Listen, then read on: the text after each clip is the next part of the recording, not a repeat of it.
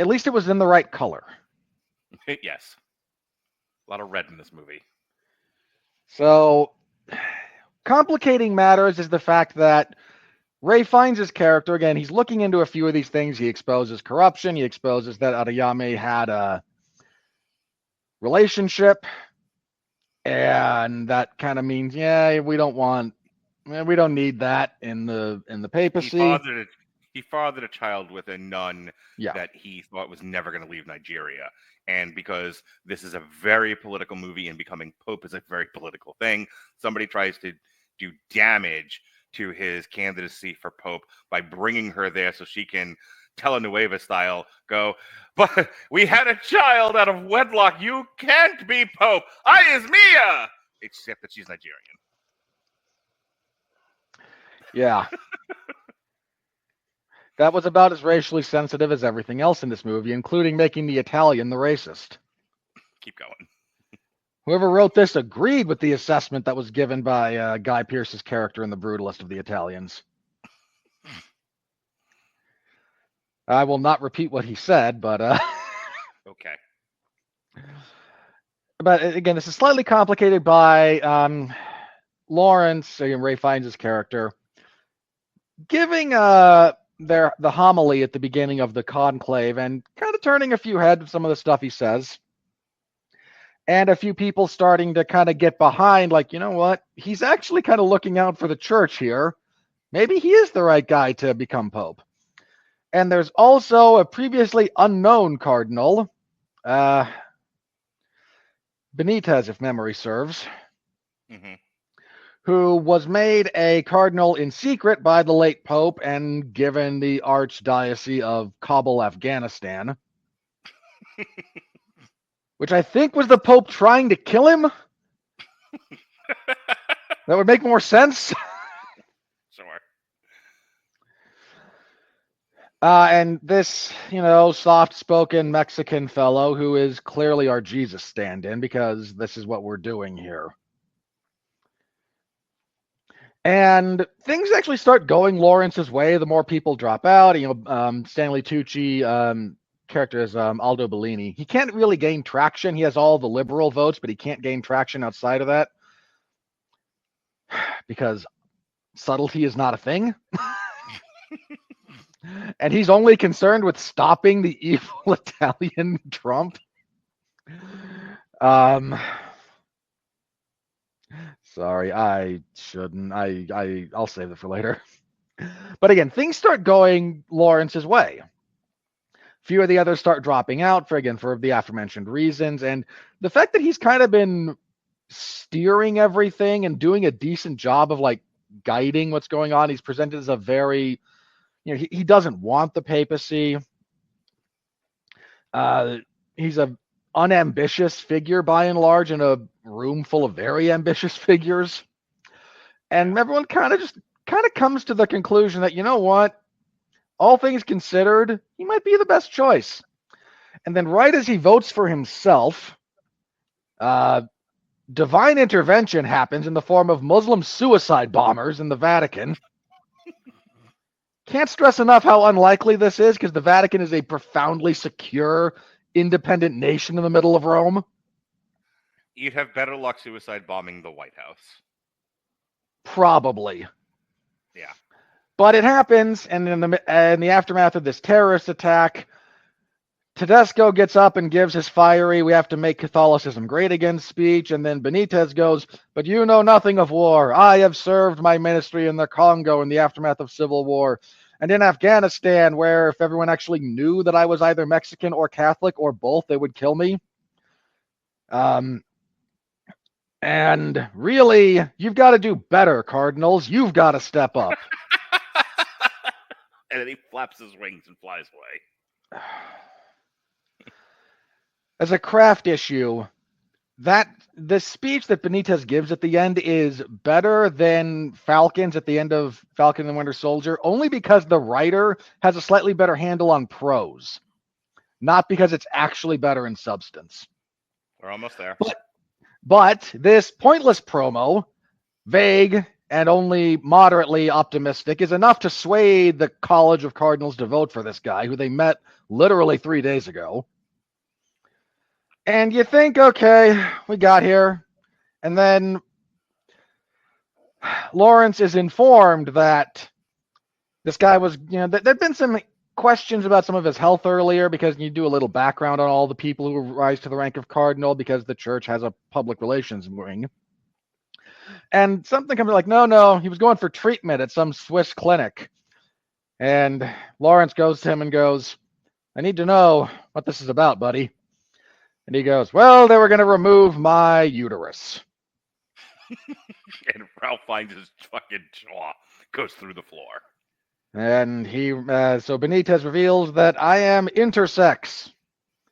Mind you, I don't know if you said it, but at this point, he's been elected Pope. Yes, this is after his election. He is the Pope. Smokestacks are going the whole 9 yards, and all of a sudden, Ralph Fiennes like, so tell me about your uterus. Yeah. So now the Catholic Church is going to fall apart in the aftermath of this, because that's what would in fact happen. Big schism. The movie doesn't deal with that. They have a conversation. I will wrap this up for you. They have a conversation where basically he was like, yeah, I went to Switzerland because I was born intersex, and I didn't know I was intersex until well into my adulthood. Yeah, he finds out because he goes in to get his appendix out, and the doctor's like, oh, there's other things in here that are not really supposed to be there. Yeah, if you've never heard the term intersex before, it was a big controversy during the Olympics about an intersex boxer who I believe was Turkish. Yeah, and if you actually look at the culture, one of the reasons you can tell that that's actually a man is because of how everyone treats him. There's a bunch of stuff. Dude, the Turks don't play around with this stuff. If that's a woman and you're her coach, you don't hug her at all, ever. Okay, well, I don't want to get into the specifics of that, but she was claiming, and as every article I read about this, because it was a huge deal, especially around some people I knew, she had been and always been fighting as a woman who was intersex. And intersex is you're born with, I believe, both your gender-oriented organs as well as the opposite organs. So we used to have a perfectly good term for this, believe it or not, that was non-controversial until language shifted and everybody decided, well, to get where we are in the dumb culture, you used to be called a hermaphrodite, because now you're that's intersex. And so anyway, well, he's born before you put your foot in your mouth. Before, so again, sort of before going further, yeah, born with both, and really, if you have someone born with both, you probably should remove, especially if you're like. But his claim to Ralph Fiennes is he was perfectly willing to go ahead and do this, and he wasn't trying to fool anybody or put one past anybody. And yes, the previous Pope knew of this. However, he got to the point of going under the knife and said, you know what? God made me this way. There's even a Lady Gaga song about it. I'm going to stay this way, and it's fine. And if the Pope thought it was okay, then everybody else should too. And Ralph Fiennes kind of does Macaulay Culkin from Home Alone, and that's the end of the movie. All right, let me give Robert a chance to give his brain a rest. I like this movie for the most part. It's a nice talky drama with some, with a little bit of sleuthing, a little bit of whodunit. It kind of comes across as like a police procedural, and I like a good police procedural. This is really better this is much better understood as a political thriller. I mean, that's what you listed it as. But I mean that in the truest sense. If this is you could swap out the setting of this being for the Pope and make it any, election for the head of state, and you'd get kind of the same thing. Yeah, there's a lot, for me, there was a lot of good stuff going on here in terms of the craft elements. I absolutely agree with its placement among Best Pictures for the performances. These are some of the best performances I've seen all year. Stanley Tucci's fucking amazing in this. Stanley Tucci's good. Ray Fiennes is tremendous. He absolutely earned that Best Oscar nomination. And frankly, having now seen The Brutalist, I do think my vote would be for Ray Fiennes if I had one. I disagree, but we'll get there, and it's okay for us to disagree. My point is the actual dramatic performances: Ray Fiennes, Stanley Tucci, John Lithgow, the guy who plays Adiyama, all fantastic. Isabella again, Rossellini got a Best Supporting Actress nomination out of her turn as the Mother okay. Superior there. I don't disagree with her inclusion. I don't think she Yeah. should win it, but I'm No, fine with it being I'm with you there. She's probably not going to win, but there. I'm fine with her being nominated. It's a tight. If leaving out some of the thematic stuff, which we'll talk about separately, it's a tightly woven, tightly crafted investigational procedural movie. It does somewhat deal with the politics of the Catholic Church, but but up until the very end, not in a way that I think is ham-fisted or overly preachy. I think there was a comment that our good buddy Pat made about, the movie kind of goes off a cliff at the end, which I think is I its would own separate agree. conversation. But I think up to that point, it was on the track and pretty solid. I completely, for the record, completely agreed. Mm-hmm. Everything until the ending of this, I was mostly on board with. I rolled my eyes a little bit when they elect Benitez. It's a little bit too Well, I do want ham-fisted, to talk but about this. It's not perfect. I don't think this should win Best Picture.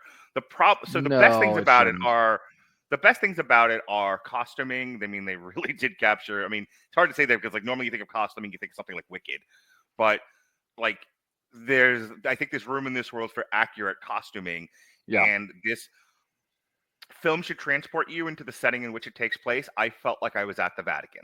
This felt like a window into that alien world. Mm-hmm. So I'm going to give it, at least the nod for best costuming. I don't know how I feel about the cinematography of this. It felt a little flat to me. The cinematography here is good. I have no problem with its inclusion amongst the nominees. I didn't think doubt it was it anything wins. special. So if you can figure out what was special about it, I'm willing to hear 50 words on it. Well, it helps that they're framing real sets in this Mm-hmm. day and age.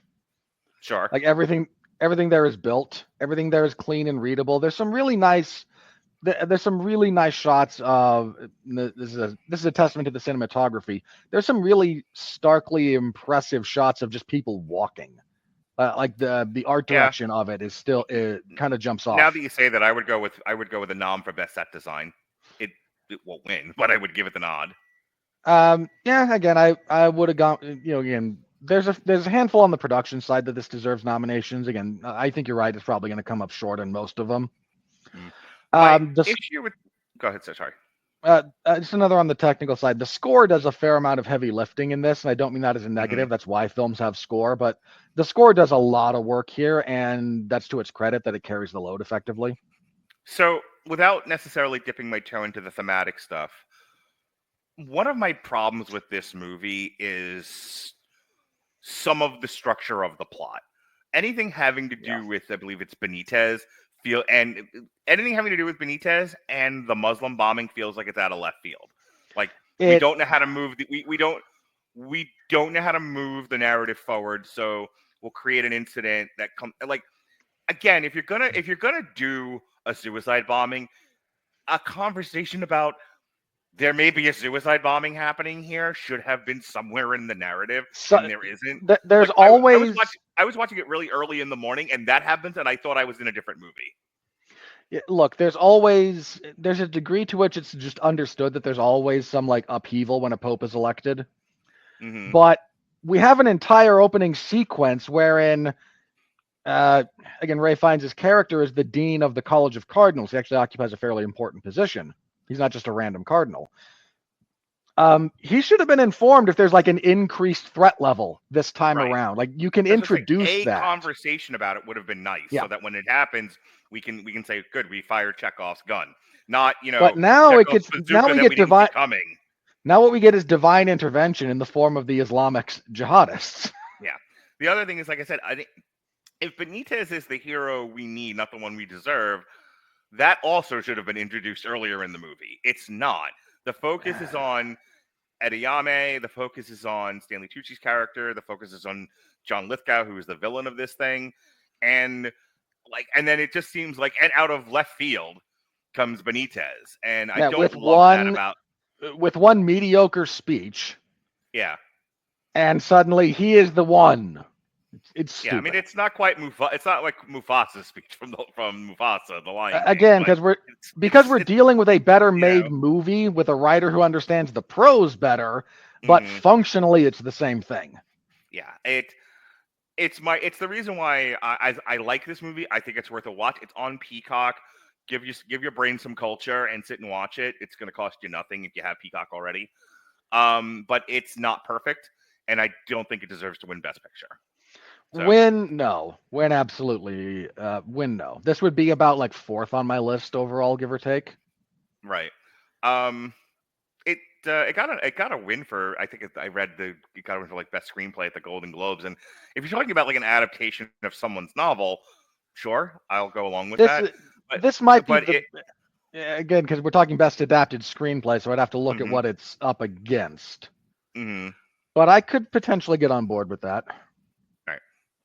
If you don't have anything else about the craft, let's deal with this issue at the end of the movie, where again all of the villains have been defeated, and the saintly Benitez, the hero we need right now to lift up because a lot of what the movie deals with is, we understand the Catholic Church has taken some hits, it's got some egg on its face, and we want to restore the papacy to a place of honor and something, to ascend to. We want the Catholic Church to be something people take in their hearts and believe in and makes them better. And Who so, is Benitez is the hero we need right now, only to find out that he's intersex, and then Ralph Fiennes like nearly has a fucking heart attack about it, and then the movie ends. And I think for the audience's sake, and just so that we know we addressed it, because it really bothered Pat. It seemed to have bothered you in our group chat. a little bit? It did not bother Alexis, and it didn't bother me, though I saw the gravity of it, kind of. Well, Go ahead. I don't mean this as an insult to anyone No, who no, like go say what you're going to say. I know where this is going. you've been around enough religious people in good faith and in to understand their perspective, even if you don't agree with it. Right. If the sum total of your world look is an atheistic one or a unmoved mover agnostic one, which is basically atheism, but you get to feel a little bit better about yourselves. I will argue that point to the death, by the way. Great. Get your own podcast and do it. I have my own podcast. It's just not appropriate there, and it's more appropriate here. Anyway, to anyone who is not religious, who doesn't understand the full gravity of what happens, or if you're like passively, I go to church for Easter and Christmas. Mm-hmm. If you're one of those people, and bless you, you go at all. So, you're doing better. But if you don't understand, this is especially true if you're in a more orthodox religious understanding, to say nothing of the pure Catholicism of this. So in the purely Catholic sense, let's just take a step back here and talk about what happens if we take the story at face value. An unknown cardinal, completely unknown, was not on the registry, shows up on the eve of conclave and says, the Pope made me a cardinal in secret. And everyone has enough of the paperwork and everything that everyone is like, okay, we believe you. We don't think you're, some imposter. Then they go into conclave. And we come out and the new Pope is this Mexican intersex, hyper progressive, let's turn Jesus into a teddy bear. This is how religions die. And I am not joking about that. This is what fractures and destroys religious institutions and religious thought, religious worldview. I want to drill into. Look, I'm going to say a couple of things here. I need everyone to take a deep breath and understand that I am an ally of the LGBTQI community, and that none of this is to say these are not people and they should be treated badly or anything else like that. We're having an intellectual conversation. If it's too much for you, I suggest you go listen to one of Alexis's podcasts. Now, listen. We don't need to keep throwing strays at Alexis here, just for the record. Just waiting for you. Be nice to her. I just saying Look, the stray, the collateral damage here is starting to add up. I understand from a strict Catholic point of view the problems with non-hetero beings. Okay, when in the religion we are saying heteronormative is the way it should go. This is the expectation. Anything besides that is outside of the realm of what's good. I do understand that. So if he was gay and the Pope was like, you're the guy, I can understand why Ralph Fiennes is having the reaction that he is and why this is controversial and why the idea of let's make the papacy and let's make the Catholic Church this super progressive entity, lest we lose everybody and we don't exist as an institution anymore. I can follow that logic in the narrative. I didn't quite get it with an intersex person. This is a biological issue. This isn't where you're going against the wishes of God by being a homosexual. You were born with female organs. This is completely besides the point. And even if you're like, well, are you implying that homosexuality is a choice? I'm not. But there's still some choice and agency involved in your sexual preference. There isn't in the organs you're born with. That is strictly genetic. Well, so and I don't how this upends the Catholic Church. I struggled with as a choice. Well, again, I am not Catholic, so for the record, I am unclear on their official position as it relates to intersex individuals. But at a minimum, if you're Lawrence and you're reasonably trying to conclude what the fallout's going to be. And when this gets out, and it will, right? Because it's going to. Like, this is not the kind of thing you can keep quiet. No matter what the West Wing can lie to you about a president hiding a life-threatening ongoing medical illness. His issue there is he knows that this is going to break apart giant chunks of the Catholic Church when it comes out, is the long and the short of it. It's fair. There have been other real life issues where the Catholic Church was split on things, and I mean, I'm just talking about in modern times. The Catholic Church exists itself because of a schism with the Eastern Orthodoxy, like way back in the day. Yeah. To repeat what I said, there was a schism within the Catholic Church about the acceptance of gay marriage that still exists to this day. There are like offshoots of the Catholic Church that was like, if you don't accept that gay marriage is a thing and it's part of modernity and you have to accept this, then we'll be our own kind of Catholic elsewhere. This was all captured in The Acolyte, by the way. No, I'm just kidding. I was about to come over there and strangle you on behalf of a bunch of other people. Anyway, I had to lighten the mood. I'm going to cede the rest of them. I wanted to address the intersex thing and like why this was an issue. I don't think we're going to get any further than where we are right now, so I'm dropping it. But I'm going to give you the last word on what your problem with this movie is in 50 words or less, and then we're moving on. Go. My main problem with this movie actually is the ending. The entire bit about Benitez suddenly being intersex is a weird last-second, feels like M. Night Shyamalan broke into your script writing room at the 11th hour. I was not the biggest fan of Benitez winning it to begin with, and I'll just go with the why, because for most of this movie, I was very much with this film. There's a lot good about this. It's a nice, I'm going to say it's an adult film, and y'all know what I mean. Like, we watch so many movies for freaking children on this podcast that it's nice to watch a movie that's made for adults. And so I was with it. There's a lot that I really like about it. Again, the acting is pretty much across the board good to great. The narrative loses a little steam in a few different places because this doesn't quite have the story for its runtime. And again, that's a minor gripe. The problem with the ending as it stands is that you make me re-examine everything that happened before, and you kind of force me to look at it through the most cynical eyes possible because of how you ended this.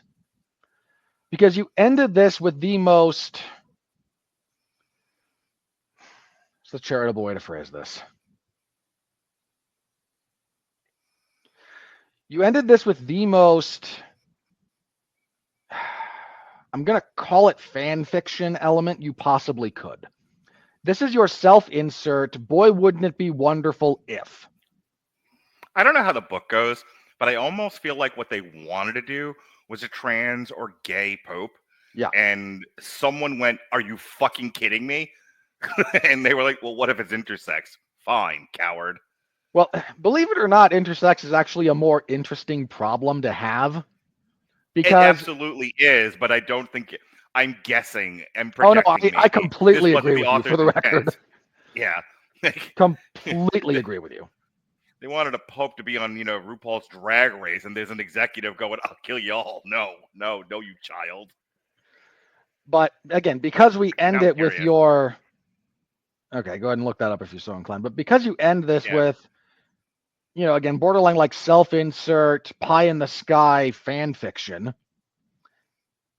it means that the only way to properly assess everything that came before is to look at it as cynically as possible to understand what's actually going on. The more you, kind of the same way that if you want to understand an extremely cynical story, film, whatever, it's actually to look at it through idealistic eyes is the best way to understand what's going on. So you have to reverse that for this. And suddenly you leave me, film, with the following. Of course, the liberal cardinal is a pansy with no spine. Of course, the Italian traditionalist conservative is your Trump analog, and everything about him is bad, including his racism, which you make all but explicit. Of course, the cardinal from Africa has a troubled past, but because he's black, we're going to give him he's going to be the one that is the most redeemed via circumstance and how everyone else treats him out of everybody. And of course, our hero is the soft-spoken, again, advocacy for teddy bear Jesus theology, Mexican intersex person that you could throw in here.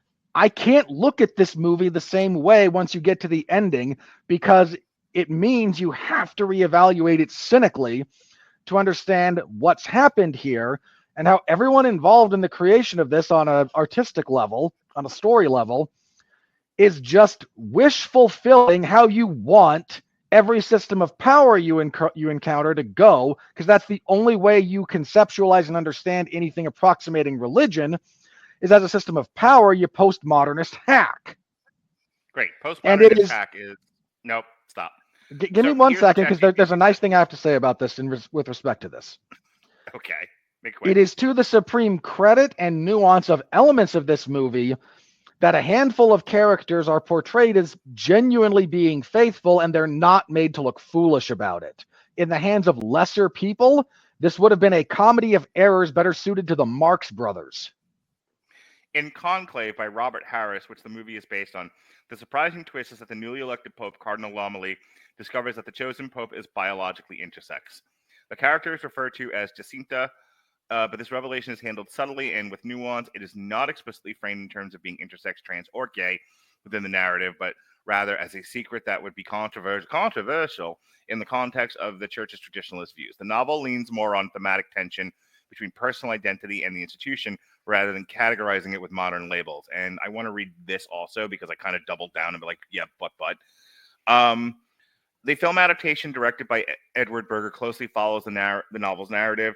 While the portrayal of Cardinal Benitez's intersex condition has sparked discussions about LGBTQ plus representation, there is no indication that the filmmakers intended to depict the character as transgender or gay.